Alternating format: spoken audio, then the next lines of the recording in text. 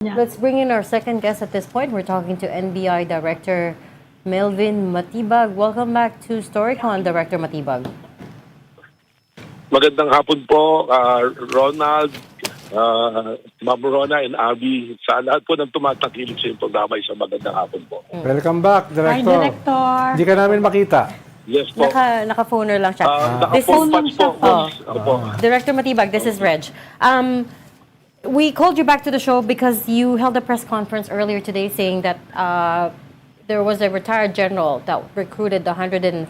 Was it 103 individuals? Kasama na doon yung 18 alleged Marines and that this retired general recruited them to be part of Zaldico's security. Could you give us more details on that?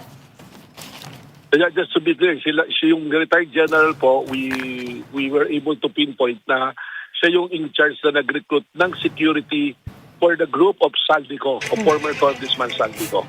Siya po yung in charge. So, siya po yung may kilala doon sa 103 na yon na allegedly mga ex-marines, ex-military, meron nasa active duty na police at meron pong mga private citizens lang po. What is Si the... retired general po, empleyado din siya ni... Opo. Kasi retired na naman eh. Naging empleyado din siya ni Zaldico. Is he the head of security or what? Sa verification po namin, he is employed by the company of, one of the companies of former Congressman Zaldico. So he For himself... security, no? Parang yung bodyguard na yan, ano? Ganon Opo, yan. yung pong private security po ni Zaldico, and those people who are working for Zaldico. And why is that noteworthy, Director Matibag? Oh, wala namang illegal doon, di ba, Director? Wala naman po, pero ibig sabihin, it will give us a lead kung sino rin yung mga nakausap at nakakausap. Although we have information na when Zaldico left the country, may mga bilan sa kanya. Yung po yung isang angulo tinitingnan namin, may mga bilan to take care of that 103. At lumalabas po, mukha yatang nagkaroon ng problema kung bakit na parang nagkagulo-gulo po yung 103 na to. Sorry, sino nagbilin kay Zaldico to take care of the 103? Si Zaldico po nagbilin dun sa 103 na security personnel kasi General. supposed to be yung contract po ng 103 na yan ay dapat 2 years. So binili na si General na take care of these people, magpabayaan yung bago siya umalis at mukhang hindi po yata yun yung nangyari kaya nagkaroon ng ganito. So, linawin ko lang, Director. Itong mga security na ito ay walang relasyon kay former Speaker Martin Romualdez. Lahat ito ay nakisaldi ko lang. Yung ba ang ibig niyo sabihin? Lumalabas po yung employment niya ay dumaan doon sa retired general at pumasok po sa mga kumpanya ni former Congressman Zaldico. At sila po yung nagdi-deploy kung kanino po dadalhin yung security. So Zaldico had... Director, yung general, is he a 4-star general? Kasi yun ang speculation ngayon eh. 4-star general daw yan. Retired general po siya from Philippine Army. Army. Okay. Yeah, 4-star Director, ba? bakit hindi pwedeng banggitin yung kanyang pangalan? Wala naman siyang ginawa na illegal pa. Well, hindi pa po namin nakukumpleto yung aming pag-profile sa kanya at pagkuha ng profile. And we are planning to subpoena rin po siya. So siguro po after namin masubpoena at magkaroon ng total investigation po at questioning, saka po siguro namin pwedeng banggitin po. So Na-involve na ba siya sa recent mass actions? Kasi may speculation ako sino yan eh. Na-involve Hello ba po? po siya sa mga recent anti-government actions? Yun po yung mga tinitinang pa nga po namin, kaya hindi po namin pinapangalanan po. Okay. So what you're saying is these 103 individuals, kasama na yung 18 alleged Marines, were under the employee of Zaldico. Therefore, he was the one behind them. Pakiulit po. So you're saying all 103 individuals, sir, were employed by Zaldico, kasama na doon yung 18 alleged Marines? Tama po. Yung pong 103, yung po yung total na kinumpirma naman po sa Facebook post ni Atty. Balicod na 103 yan. At kasama po din yung 18 na allegedly Marines lahat na hindi naman po validated na namin na hindi naman po Marines lahat. When you say that you were going to subpoena them, that is for which investigation? Is it to find out the whereabouts of Zaldico, or is it to confirm the story that the 18 Marines gave? Well, ganito po, yung pong pag-subpoena namin sa mga yan, sa Marines, is based on the deputization of the Office of the Ombudsman for the NBI to investigate po yung pinasa po na joint affidavit ni Atty. Balicod sa Ombudsman po. So, kumusta naman yon yung investigation yon? Kasi si Ombudsman, early on, sabi niya, parang hindi ka panipaniwala eh. Kumusta yung investigation naman ninyo? Well, umuusad na po yan. Meron na nga po kaming mga nakausap noong Biyernes po, kasama nun sa isa sa mga sinumpinan namin noong Biyernes, nag-appear na po ang initial findings na nga po namin dyan. Doon sa 18, yung 8 ron, hindi naman po naka-assign kay Saldico. Doon po sa natawag namin, pinadmit niya na sa akin naka-assign yung 8 na yan. Yan po yung isa. Pangalawa po, we issued subpoena ducis tecum sa air taxi kung saan sinasabi ni Sergeant Tube na merong magkasama si Sergeant Tube at si Saldico na nagpunta silang Ilocos, naghatid ng pera sa bahay ng ating presidente doon sa Ilocos. Kung nag-issue na po ng certification ang air taxi na sa flight lag po nila mula 2023 hanggang 2025 ay never pong magkasama na lumipad si Sergeant Tube at si former Congressman Saldico. Yun po yung isa na naging findings namin. Meron pa po kami yes po. What about yung mga delivery ng cash? Kasi sobrang laki nung mga binabanggit nilang amounts eh. Meron na bang any progress on that one? Yung mga nasa maleta, nasa bag, nasa whatever. Well, we have informations also na yung mga pictures at nagtataka rin nga kami, may mga pictures ng maleta pero yung personalities na binanggit never naman lumabas doon sa litrato. Yung mga nakikita pong pictures, mga maleta na ganyan. So, yun po yung tinitingnan. Let me be clear po, ganito po yung ginagawa ng NBI ngayon. Kasi marami nagsasabi ba't ang iniimbestigahan yung 18? Hindi po namin iniimbestigahan yung 18. Ang iniimbestigahan po namin ay yung kabuuan ng istoryang inilabas nila. Ganito po yan. Halimbawa po si Boss Ronald, si Sec Ronald, nagreklamo sa pulis. Di mo ba, pag nagreklamo siya, ang unang ginagawa ng pulis, tinatanong siya, tinukuhaan siya ng statement. Tinitingnan yung mga sinabi niya at pag nakitang parang may katotohanan to yung inireklamo niya yung sunod na tinatawag. Ganun po yung procedure na ginagawa namin dyan. Hindi po yung sinasabi na ginigipit namin yung mga Marines. Yung pong sinabi ko rin na anggulo na maaring biktima sila ng pagiging mahirap nila under duress yung kanilang statement. Pag sinabi naman pong under duress, hindi lang naman po tinakot eh.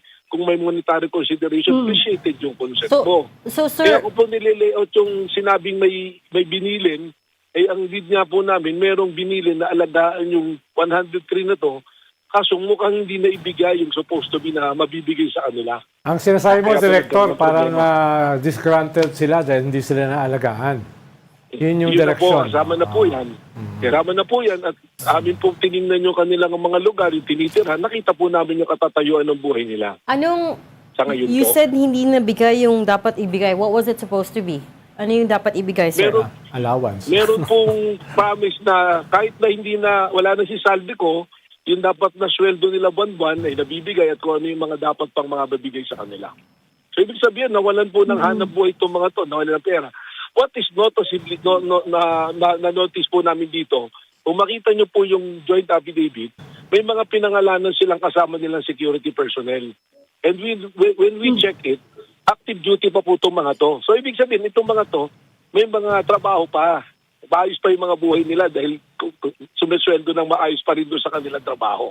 Ito po yung mga hindi sumama doon sa 18 kasi ganito po yan eh. Yung 103, kinausap yan, 38 yung pumayag. Yan po yung isang validation namin dyan. Doon sa 38, 18 yung lumabas.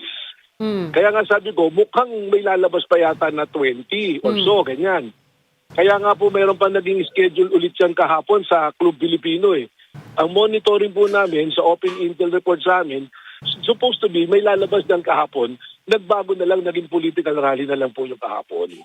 So kung may 18 na lumantad, meron 20 na posible Na dapat, na na lumantad. posible pa dapat. So meron ka pang Opo. mga 65 na ano Na ang status hindi po nun? sumama. Oh, ano nga? Anong Hindi status po nun? sumama yun. Yes. May Ano? mga nakakausap na po kami ron to willing to give statements din po. Yung iba po natatakot, gusto na lang umuwi ng probinsya. Yun naman pong dapat nalalabas, natakot na rin. Ito po yung napaka-coincidental na makita nyo eh. Nagsasalita sila, willing kaming humarap lahat ng investigasyon. Handa kaming lumaban, ganyan. Pero nung nilabas namin yung subpoena, sumabay din bigla na natatakot daw sa buhay nila, nawala bigla lahat. Maalala nyo po, may event pa dapat sila, yung UPI, may award. Oo. Nawala na po sila ron. Sir- Kahapon, nawala na po sila. Ngayon po, 1-year anniversary ng pagpunta sa Hague, wala na rin po activity. Oo. Sir, let me just clarify one thing. So is it your assumption at this point that this affidavit, that these testimonies were given under duress? Yan po yung term nyo, under duress. And if so, ang balak nyo po ba ay humingi ng affidavit, yung sabi ni Ombudsman Remulla that you might ask each one of them to give their own affidavits, hindi yung 18 in one? Yung po yung direksyon kasi napakahirap naman po, 18, ang affidavit po ang salaysay, that is your personal recollection of your participation of what you did doon sa mga pangyayari. Hindi naman po pwedeng sabay-sabay kayo gumawa niyan o sama-sama. Mas maganda talaga po na isa-isa. Yun po nga yung dahilan din kung ba't pinatawag namin yung notary public. Because in my 29 years of practice as a lawyer, first time kong naka-encounter ng joint affidavit na may inaakusahan, pero 18 po magkakasama. Normally, kung joint affidavit, 2 tao yan, ganyan po. Pero yung 18 na napakabigat ng mga akusasyon, sama-sama kayo, hindi po yata maganda na tingnan dahil pag ipipresent mo rin yan sa korte, medyo magkakaroon din po ng katanungan. Tatanungin din pong isa-isa yung 18, ano bang participation mo rito? Ano bang ginawa mo? Ikaw ba nagbuhat ng maleta? Saan mo ba ito dinala? Ganun po yung pangyayari. And out of the 18, sir, you said 8 doon, 8 of them were not even assigned to Zaldico. Tama?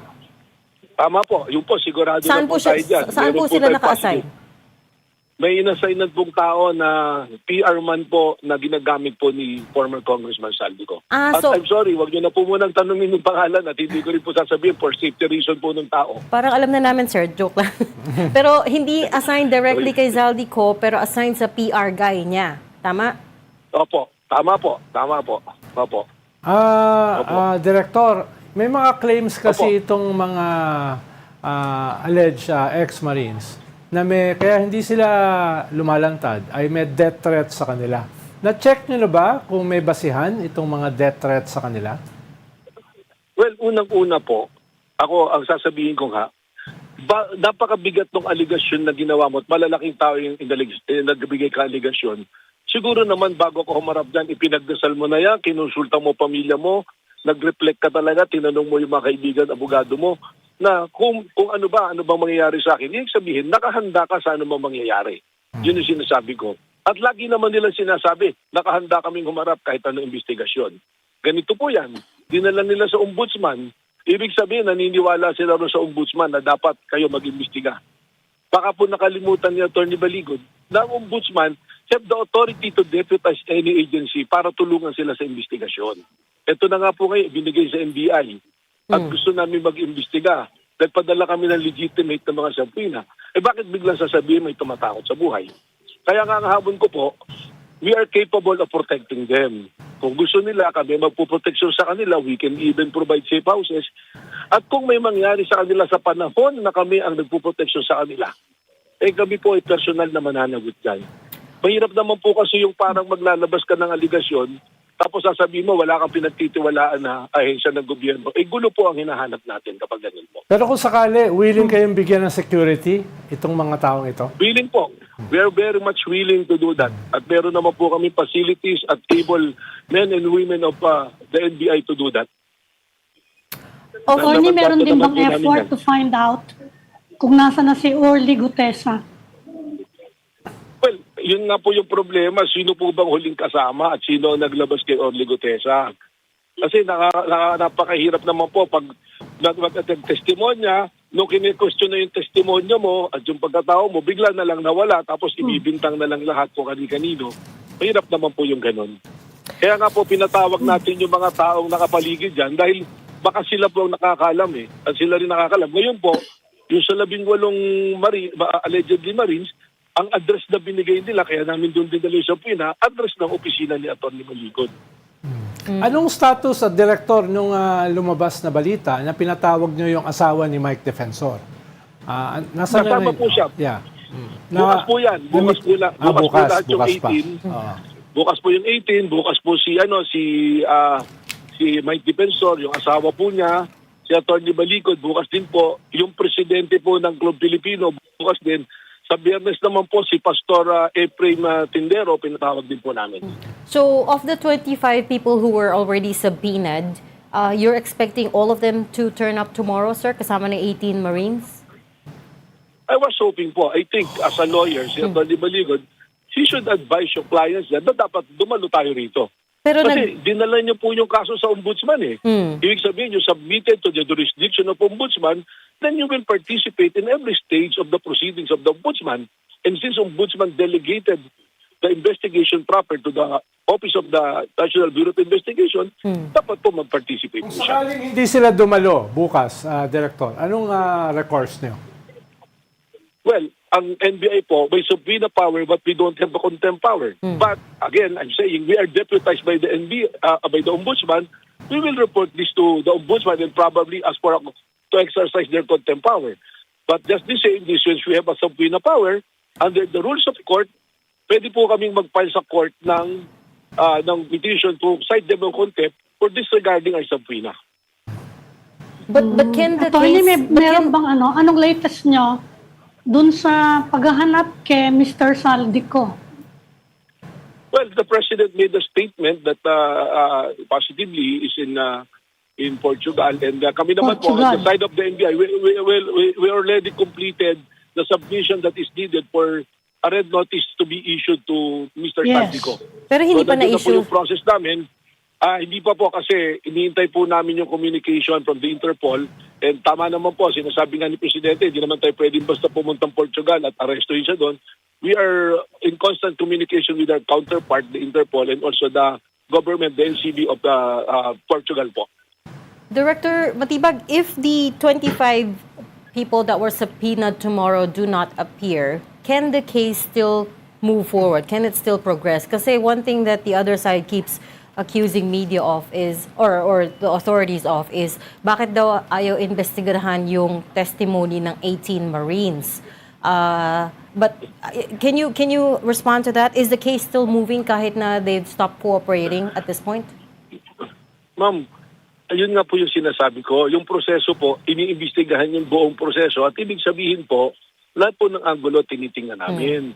Ang sinasabi ko nga po rito, nag-file sila ng complaint, kailangan namin i-validate yung complaint nila. Mahirap naman pong ipapatawag namin yung mga pinangalanan nila, nagwi-witch hunting kami, na i-confront namin sila with the evidence and proof na later on mapapahiya kami na hindi naman pala totoo.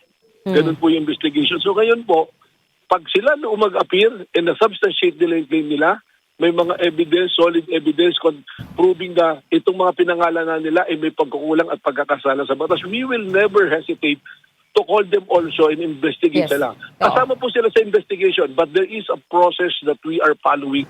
Na yun po yung proseso. Ulitin ko nga po, kung kayo po nagreklamo, hindi naman basta pinakinggan ko yung reklamo, tatawagin ko yung nireklamo. Ang gagawin ko, ibabalidate ko po yung inyong reklamo. Kagaya nga po niyan, sinabi, nag-deliver sa Ilocos ng 5 maleta gamit yung air taxi. Sabi ng air taxi, wala kaming records. At sinabi pa nga nila, 5 maleta, napanood ko kay Jessica Soho, ang sagot nila, 3 maleta na.